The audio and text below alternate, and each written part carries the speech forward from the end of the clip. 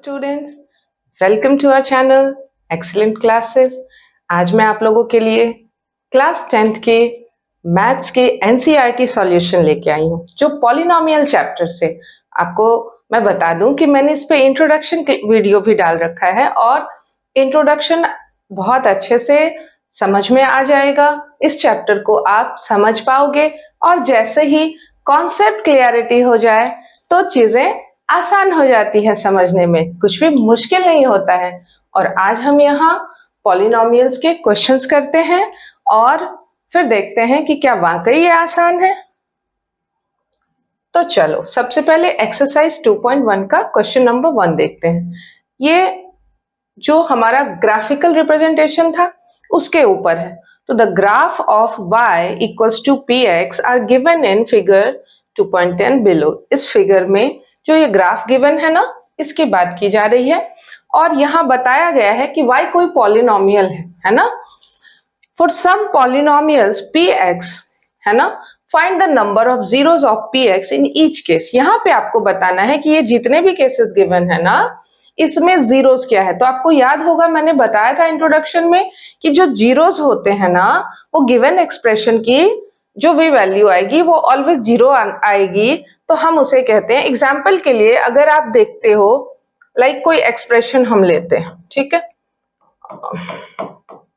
तो यहां पर x की कौन सी वैल्यू रखोगे आप कि ये टर्म जीरो, तो यहां पर आप क्या रख सकते हो, 2 रख सकते हो ना, तभी ये जीरो होगा, राइट। तो ऐसी अब यहां पर क्या है, सबसे पहले यहां देखो ये कोऑर्डिनेट्स है, एक्स एक्सिस का हमें फाइंड करना है। क्या कह रहे हैं, पी एक्स पे, तो हमें ओनली एक्स एक्सिस को देखना है। तो एक्स एक्सिस में आप देख पा रहे हो, फर्स्ट केस में देखो, क्या आपको इस लाइन के ऊपर कोई भी कट दिख रहा है, ये इंटरसेक्टिंग लाइन बना रहा है, नहीं बना रहा है ना, तो यहाँ पे पॉलिनोमियल क्या हो जाएगा, जीरो हो जाएगा, ठीक है। इसमें देखो सेकेंड फिगर में, यहां पर देखो ओनली वन टाइम इंटरसेक्टिंग है, ये एक ही बार कट कर रहा है। कट इन द सेंस कि एक्स एक्सिस पे देखना है हमें कि ये एक्स एक्सिस को छूते हुए कितनी बार जा रहा है। काटने का मतलब यही होता है कि जब हम देखते हैं कि कोई एक लाइन है, उसको कोई दूसरी लाइन कहीं से छू कर चली जाए, इसे हम कहते हैं इंटरसेक्ट करना, ठीक है। तो ये यहां पर इसे वन टाइम छूते हुए जा रही है, ये 3 टाइम जा रही है ना, और ये देखो ये 2 टाइम जा रही है। यहाँ पे 1 2 3 4, आपको कुछ भी नहीं करना है इस क्वेश्चन में, आपको सिर्फ काउंट करना है कि ये कितनी बार इसे काटते हुए जा रहा है, यानी कि जितने ये इंटरसेक्टिंग पॉइंट्स बनाएंगे ना, इसके उतनी ही जीरोस होंगे। आई होप आपको ये समझ में आया होगा। चलिए नेक्स्ट क्वेश्चन की तरफ चलते हैं। तो नेक्स्ट क्वेश्चन हमारा एक्सरसाइज 2.2 से है। तो देखो ये क्या कह रहा है, find the zeros of the polynomial, find the zeros of the following quadratic polynomials and verify the relationship between the zeros and the coefficients, है ना। क्या है, एक्सरसाइज 2.2 का क्वेश्चन नंबर 1 है। ये कह रहा है find the zeros of the following quadratic polynomials and verify the relationship between the zeros and the coefficients, ठीक है। तो सबसे पहले हम ये देख लेते हैं कि ये जीरोस का रिलेशन भी पूछ रहा है और जीरोस भी फाइंड करने के लिए कह रहा है। अब जब ये जीरोस फाइंड करने के लिए कह रहा है और पॉलिनोमियल कौन सा है बच्चों, क्वाड्रेटिक, ठीक है ना। जब क्वाड्रेटिक पॉलिनोमियल है, यहां देखो हाईएस्ट पावर कितनी है, हाईएस्ट पावर आपको क्या दिख रही है, 2, ठीक है। तो इसके 2 जीरोस आएंगे और इसे सॉल्व हम कैसे करेंगे वो देखते। तो अल्फा एंड बीटा, ठीक है। तो पहले हम यहां पर इसको सॉल्व करेंगे। तो मिडिल टर्म स्प्लिटिंग करते हैं, याद है middle term splitting 9th class में ही बताया जाता है। यहां पर सम और प्रोडक्ट का क्या है, सम और प्रोडक्ट से फाइंड करेंगे। तो प्रोडक्ट किसका, कोफिशिएंट ऑफ एक्स स्क्वायर और कांस्टेंट टर्म का, है ना। कोफिशिएंट ऑफ प्रोडक्ट किसका निकल के आएगा, कोफिशिएंट ऑफ एक्स स्क्वायर और कांस्टेंट टर्म का, है ना। और स्प्लिटिंग क्या करेंगे, हमें कुछ नहीं करना है, इसको क्या करते हैं हम इसके फैक्टर निकाल लेते हैं। स्प्लिटिंग में अगर आप भूल भी गए होंगे तो कोई बात नहीं, मैं ये फर्स्ट क्वेश्चन को मैं पूरे डिटेल में समझा देती हूँ, उसके और भी पार्ट्स हैं उसे हम बनाएंगे और इसमें हम डिटेल में इसको समझ लेते हैं, ठीक है। तो यहाँ पर क्या है, देखो इसको क्या करेंगे आप, पहले इसके फैक्टर निकालेंगे, तो 1 into 8, 2 into 4, है ना। अब ये फैक्टर जो है यहाँ पर आप देखो, इस वाले को इस पेयर में देखो, इसे प्लस या माइनस करके आपको ये मिडिल टर्म मिल जा रहा है या नहीं, है ना। यही सम और प्रोडक्ट वाली बात होती है, ठीक है, सम और प्रोडक्ट। तो चलो यहां हम इसे बना लेते हैं।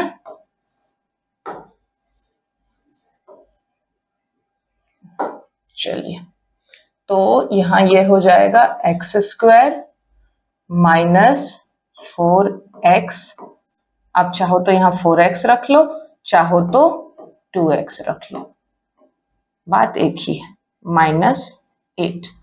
अब यहाँ देखो इनकी पेयरिंग करते हैं कॉमन रखने के लिए। जब भी हमें कॉमन रखना होगा ना, तो हम दोनों के पास देखेंगे कि जो दोनों तरफ हो, जो चीज दोनों साइड है उसे हम कॉमन कहते हैं। तो यहाँ पर क्या है, x कॉमन है, तो यहाँ हम x को बाहर रखेंगे, x -4, और यहाँ पर देखो आप 2 कॉमन है, तो यहाँ पे क्या बच गया, x -4। अब देखो x +2 और इधर आ गया हमारे पास x -4। तो अब आपको क्या दिख रहा है, x की दो वैल्यू आ गई हमारे पास, x is equals to -2 and 4, ठीक है बच्चों। तो ये हमारे पास क्या आ गया है, ये जीरोस आ गया, ठीक है। अब ये जीरोस यानी कि अल्फा और बीटा, ये हमारे पास आ गया किस मेथड से, मिडिल टर्म स्प्लिटिंग से, ठीक है। मैं आपको एक एक स्टेप इसमें करके बता रही हूं ताकि आपको आगे किसी भी क्वेश्चन में कोई प्रॉब्लम नहीं हो, मेरी कोशिश यही रहेगी। अब यहां पर हमें क्या बताना है, कॉफिशिएंट और जीरोस का रिलेशनशिप। तो देखो रिलेशनशिप में मैंने इंट्रोडक्शन में बता रखा है क्या होता है, सम एंड प्रोडक्ट। तो सम क्या है, alpha plus beta is equals to क्या होता है। तो अब पहले इससे पहले मैं एक और चीज बता देती हूँ, ठीक है। जो हमारा क्वाड्रेटिक इक्वेशन होता है ना, वो होता है ax² plus bx plus c equals to 0, ठीक है। और यहाँ पर जो सम होता है अल्फा प्लस बीटा, वो होता है -b/c, coefficient of x divide by constant term, नहीं कोफिशिएंट ऑफ x², सॉरी। और प्रोडक्ट जो है वो हमारा होता है constant term upon coefficient of x²। इसे ही बोलते हैं रिलेशन फाइंड करना। तो अब इसका रिलेशन फाइंड करते हैं। तो ध्यान से देखो, सबसे पहली चीज क्या है कि यहाँ पे अल्फा हम रखते हैं -2 और बीटा है हमारा +4।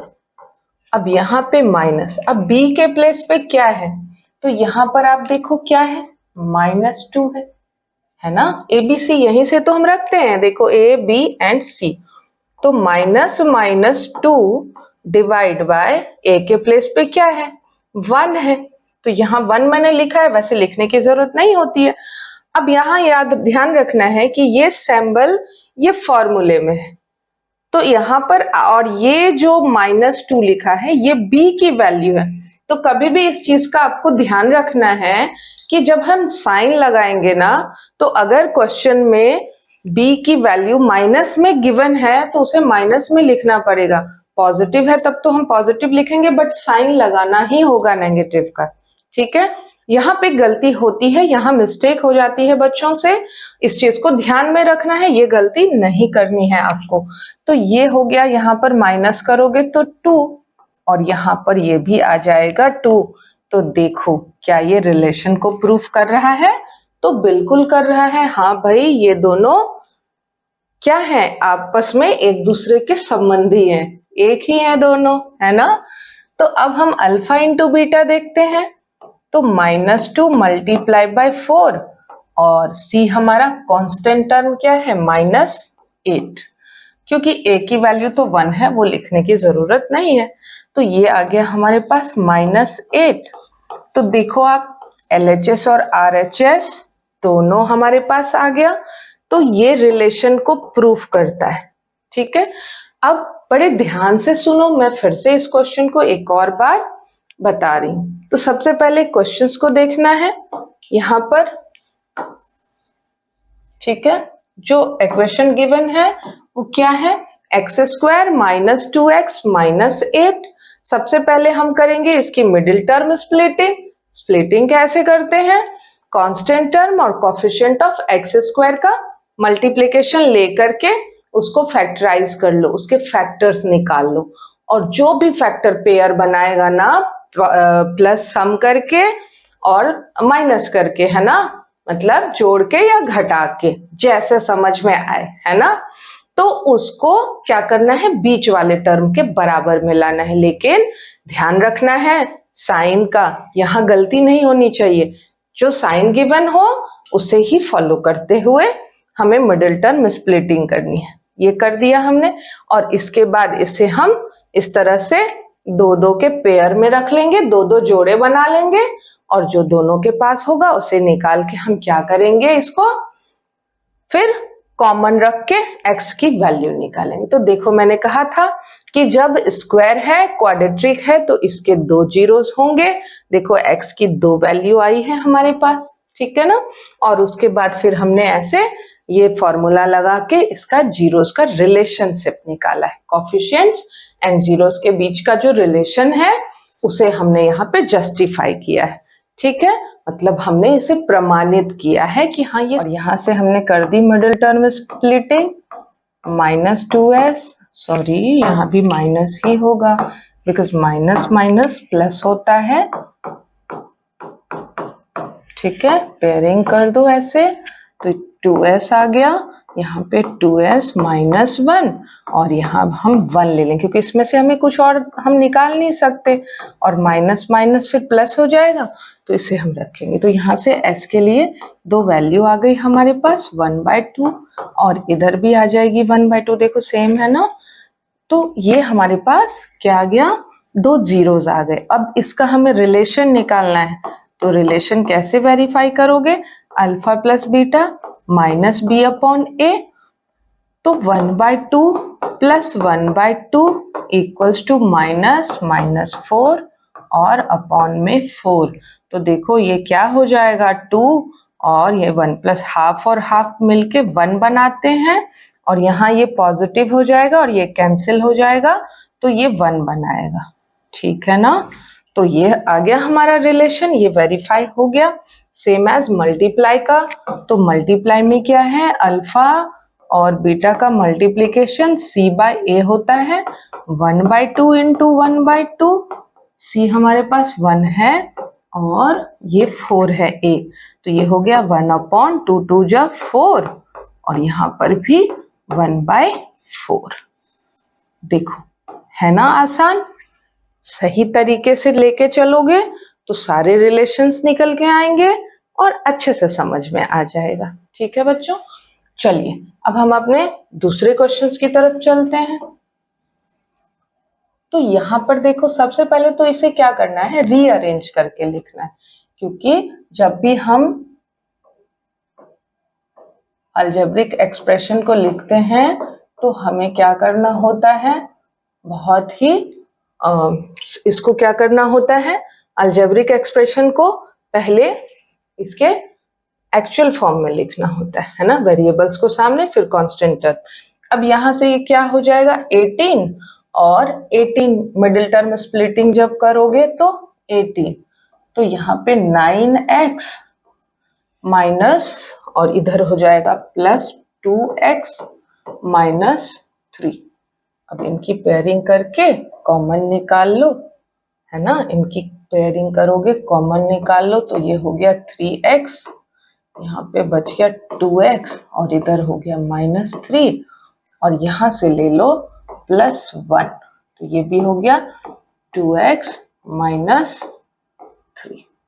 ठीक है, पेन को क्या हो गया, यहाँ पे 3x plus 1 and 2x minus 3, ये पेयरिंग हो गई ना। तो अब हमारे पास x की दो वैल्यू आ गई, -1/3 और यहाँ पे क्या आ गया 3/2।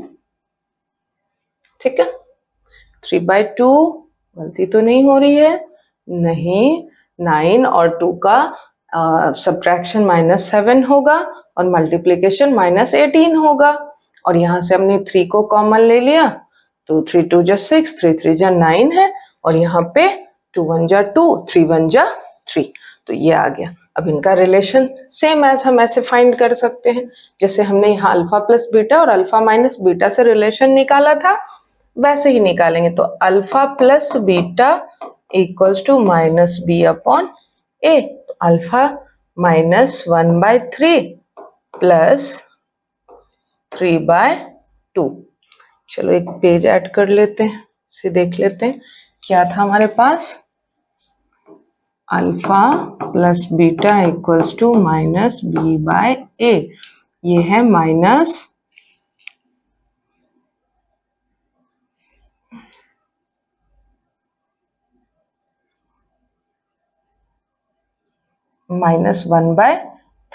और 3/2, -1/3 प्लस 3/2 और इक्वल्स टू -b के प्लेस पे क्या है -7 और a के प्लेस पे है 6। तो यहाँ देखो ये आ गया 3 2 जा 6 और ये हो गया -2 प्लस 3, 3 नहीं 3 2 जा 6 और ये हो गया 3 3 जा 9, ये माइनस माइनस प्लस 7/6।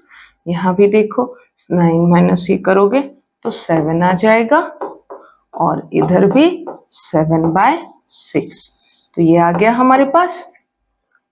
कहा था ना सही से संभाल के बनाओगे तो रिलेशन हमेशा अच्छा ही रहेगा। जैसा रिलेशन रखना चाहो रिलेशन वैसा ही रहेगा। और यहाँ अल्फा इंटू बीटा करते हैं तो -1/3 इंटू 3/2 और कांस्टेंट टर्म हमारा क्या है 3 है और कोफिशिएंट क्या है 6 है, बट ये माइनस में। ठीक है, तो 3 1 जा 3, 3 2 जा 6 और ये भी आ गया -3/6। अब ये भी रिलेशन को जस्टिफाई कर रहा है।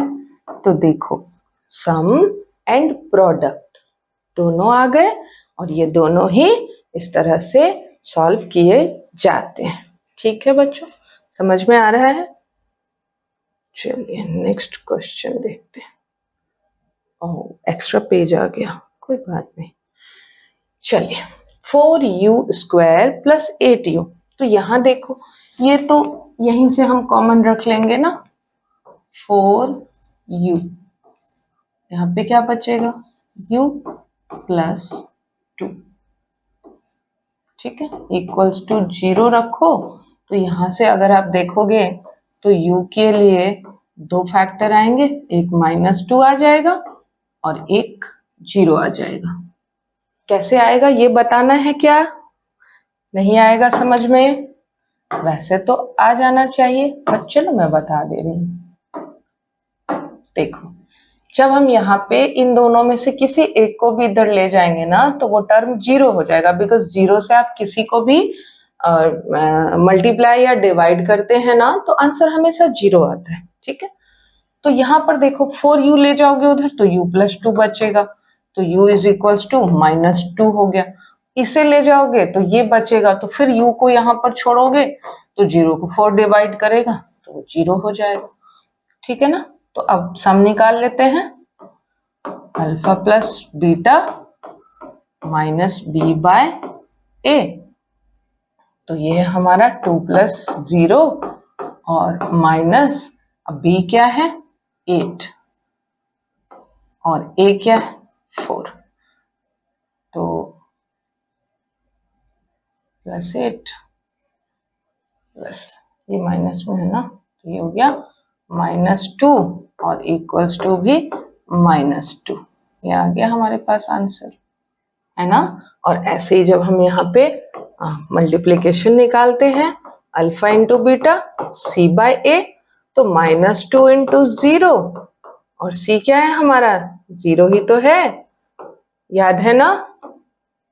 क्या कहा था मैंने कि जब आप क्वाड्रेटिक इक्वेशन बनाते हो, जब भी क्वाड्रेटिक इक्वेशन क्रिएट होगा तो c हमारा 0 हो सकता है, b 0 हो सकता है, बस ध्यान रखना है कि a कभी भी 0 नहीं हो।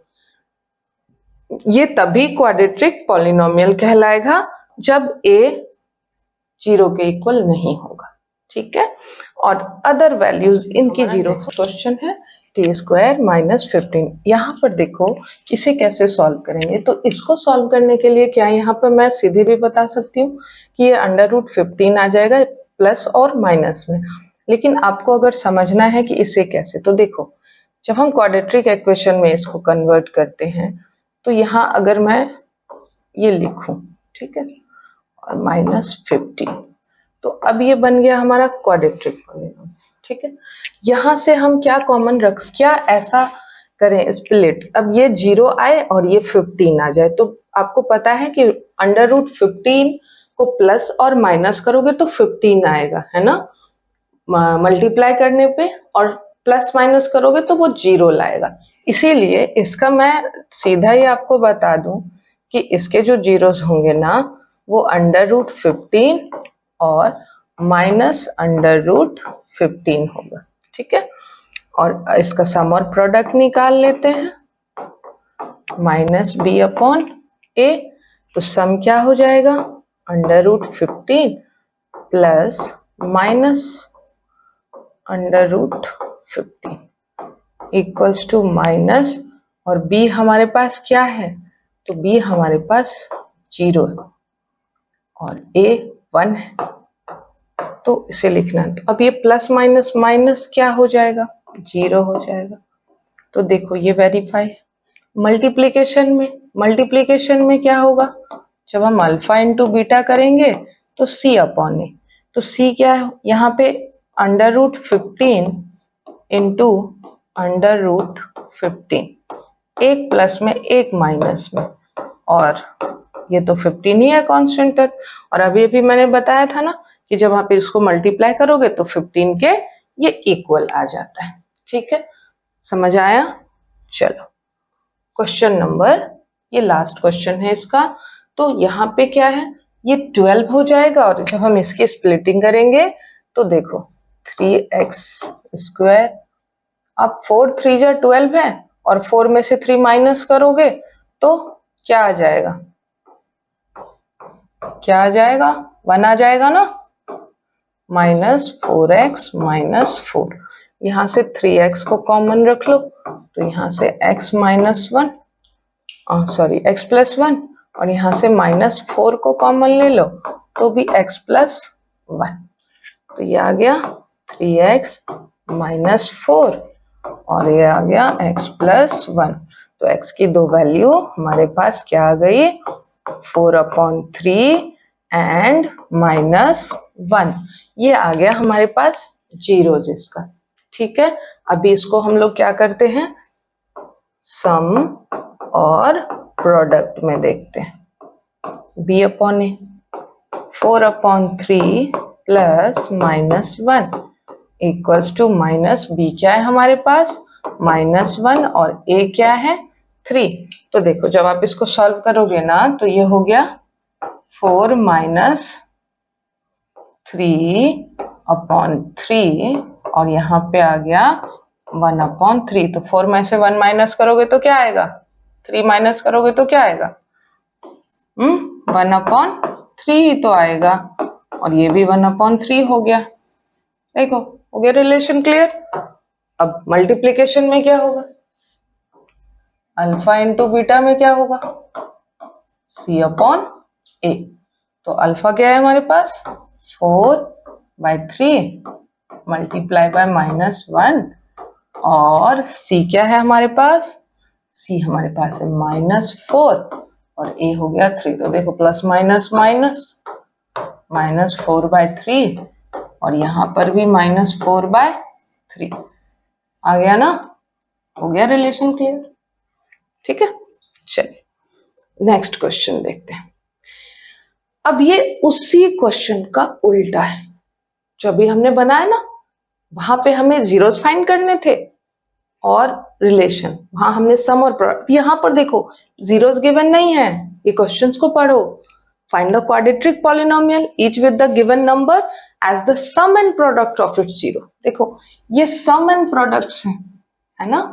सबसे पहले ये समझना है सम एंड प्रोडक्ट में क्या है, यानी कि अल्फा प्लस बीटा 1/4 गिवन है और अल्फा इंटू बीटा -1 गिवन है। इस बात को याद रखना है अच्छे से, है ना।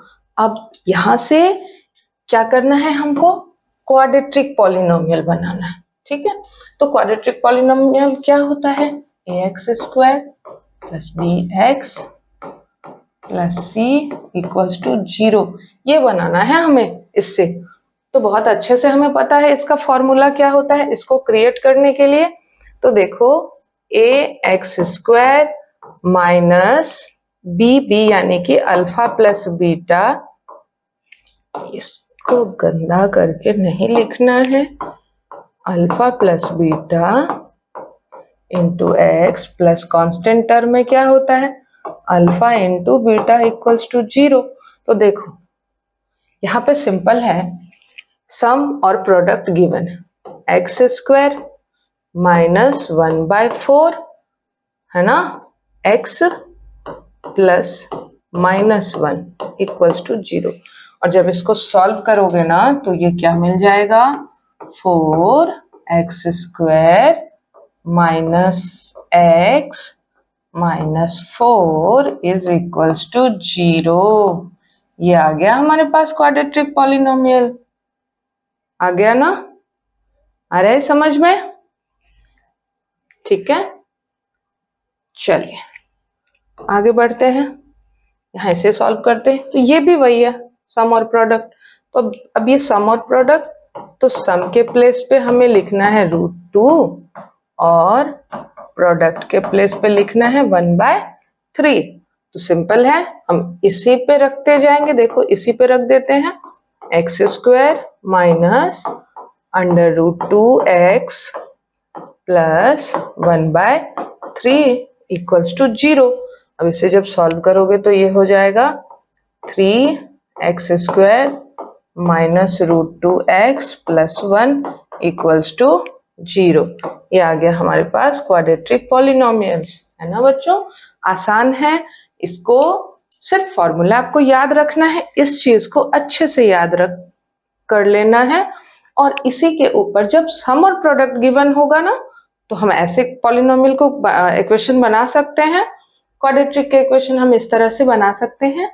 और जब इक्वेशन गिवन है तो हम सम और प्रोडक्ट के साथ रिलेशन भी फाइंड कर सकते हैं और जीरोस भी। ठीक है, चलिए नेक्स्ट क्वेश्चन। देखो ये भी वही है, वैसे ही बनाना है आपको। चलो मैं बना दे रही हूँ सम और प्रोडक्ट से। तो x² minus alpha plus beta x plus alpha into beta = 0 और ये हो गया x² minus 0 into x plus √5 = 0। तो अब ये वाला देखो x² प्लस √5 = 0। तो देखो ये हो सकता है क्वाड्रेटिक पॉलिनोमियल। अभी भी थोड़ी देर पहले भी मैंने बताया था कि यहाँ पर क्या है, ये 0 नहीं होना चाहिए, है ना, a 0 नहीं होना चाहिए और ये टर्म 0 हो सकता है। तो ये हमारा क्वाड्रेटिक पॉलिनोमियल है। सेम एज हम ये देखते हैं, इसमें भी हमें ऐसे ही बनाना है, x² minus 1 into x plus 1 = 0। तो ये क्या बना रहा है, x² माइनस x प्लस 1 = 0। जो आपको याद रखना है वो यही एक चीज है जो आपको अच्छे से याद रखना है। जब आप इक्वेशन बनाओगे तो आपको ये याद रखना पड़ेगा, और इसको याद रखना बहुत ज़्यादा डिफिकल्ट नहीं है। कोफिशिएंट और ये इसका जीरोस का रिलेशन, इसको अच्छे से याद रखना है। चलिए नेक्स्ट, अब क्या है, अब यहाँ पर कुछ और इम्पोर्टेंट क्वेश्चंस। क्या है इम्पोर्टेंट क्वेश्चंस में, तो कुछ तो प्रीवियस ईयर क्वेश्चंस है। देखो, find the values of P, ये इस तरीके के क्वेश्चंस आते हैं एग्जाम्स में, इनके चांसेस होते हैं ज्यादा आने के। और सभी क्वेश्चंस तो हम कर नहीं सकते, बट वन बाय वन हम इतने तो कर ही सकते हैं, है ना। तो चलिए यहां से हम ये क्वेश्चंस सॉल्व करते हैं। इसे find the value of p from the polynomial x² + 3x + p। अब यहाँ पे इसका एक जीरो दिया, देखो क्वाड्रेटिक पॉलिनोमियल, बिकॉज स्क्वायर है ना, तो जब पावर जो होती है वही उसका क्या होता है, उतने ही उसके जीरोस होते हैं। जितनी पावर होगी जीरोस होते हैं, ये इंट्रोडक्शन क्लास में मैंने बताया हुआ है। तो यहाँ पर हम क्या देखते हैं, हमें p की वैल्यू फाइंड करनी है।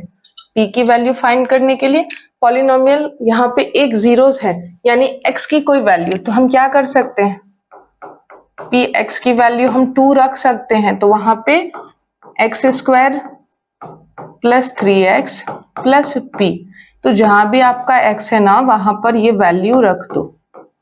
बहुत ही आसान है इसको सॉल्व करना, है ना।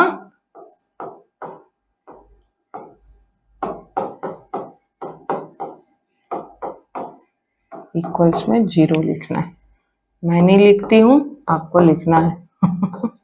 चलो ठीक है, p = -10। ठीक है, आ गई p की वैल्यू, आसान सा है, सारे सवाल आसान ही है, कोई बहुत ज्यादा डिफिकल्ट नहीं है। यहाँ पर भी हमें x की वैल्यू फाइंड करनी, तो देखो यहाँ पे कह रहे एक फैक्टर गिवन है ना, a + x एक फैक्टर गिवन, तो यहाँ पर भी हम लेट कर लेते हैं। यहाँ पर कोई फंक्शन गिवन है हमारे पास, ये देखो ये फंक्शन हमारे पास गिवन है 2a² + 2xa + 5a + 10। ठीक है, और कोई फंक्शन ये इसका फैक्टर गिवन है, तो अगर हम कोई फंक्शन -x = यहाँ पे देखो 0 आ जाएगा ना, क्यों, इसकी कोई भी वैल्यू क्या है, a की कोई भी वैल्यू हम क्या रख सकते हैं कि ये 0 हो जाए, तभी तो जीरोस होगा ना। तो यहाँ पे -x की वैल्यू 0, यानी क्या होगा, 0 हो जाएगा ना, अगर इस फंक्शन में हम यहाँ पर a की वैल्यू को -x रख दें, तो जहां भी a है ना इस वाले में, वहां हमें उसकी वैल्यू -x रख देनी है। तो 2 - x² + 2x × x + 5 × -x + 10। Confuse नहीं होना है बिल्कुल भी, ओके। तो ये हो जाएगा 2x²। देखो यहाँ जब भी क्या होता है, इवन नंबर होता है ना स्क्वायरिंग में, तो साइन पॉजिटिव हो जाता है, माइनस माइनस प्लस हो जाता है, और यहाँ पे ये क्या हो जाएगा, plus minus minus 2x, x × x become x² plus नहीं माइनस 5x और प्लस 10 = 0। तो ये देखो ये कैंसिल हो जाएगा, प्लस माइनस, और -5x + 10 = 0, और ये 5x यहाँ है, -5x = -10, और ये -5 और इससे ये कैंसिल हो गया, तो x की वैल्यू क्या आ गई, 2, वो भी पॉजिटिव। ठीक है, तो ये क्वेश्चन भी हमने आराम से सॉल्व कर लिया, इसमें कोई बहुत ज्यादा डिफिकल्ट नहीं है। अब ये क्वेश्चन देखो, x - 3 का होल स्क्वायर -4 है ना, ये पूछ रहा है कि how many zeros does the polynomial have, also find its zero. तो सबसे पहली बात है कि इसके कितने जीरोस पॉसिबल हो सकते हैं, क्वाड्रेटिक है क्या, अगर ये क्वाड्रेटिक होगा तो 2 जीरोस होंगे, फाइंड करके देख लेते हैं। ठीक है, तो चलो सबसे पहले क्या करेंगे हम, x माइनस 3 माइनस 4, इसको हम पहले लिख लेते हैं जनरल फॉर्म में। तो ये क्या हो जाएगा, a स्क्वायर माइनस 2ab, तो 3 2 जा 6x, फिर प्लस 3 3 जा 9 और माइनस 4 इक्वल्स टू 0। तो ये हमारे पास इक्वेशन क्या आ गया, क्या ये आ गया, यस, ठीक है ना। अब यहां से इसकी कर लो मिडिल टर्म स्प्लिटिंग, तो 2 जीरोस तो मिल ही जाएंगे। और अब क्या दिख रहा है, हाईएस्ट पावर 2 है ना इस इक्वेशन की। तो ये जो पूछ रहे हैं ये तो find its zero, how many zeros, तो कितने जीरोस हो सकते हैं, 2 जीरोस हो सकते हैं। तो एक्स स्क्वायर माइनस 3x है ना प्लस 2x,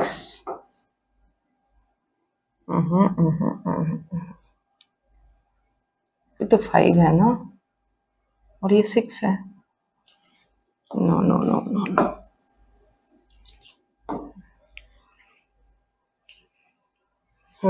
फाइव प्लस 1 ना, एक्स स्क्वायर माइनस 1 लिख देती हूँ यहाँ पे मैं, plus 1 plus x minus 5x plus 5 equals to 0 है ना, इक्वल्स टू 0। तो यहाँ से कॉमन रखते हैं तो x कॉमन आ गया, x प्लस 1, और यहाँ से माइनस 5 कॉमन आ गया तो प्लस 1 इक्वल्स टू 0।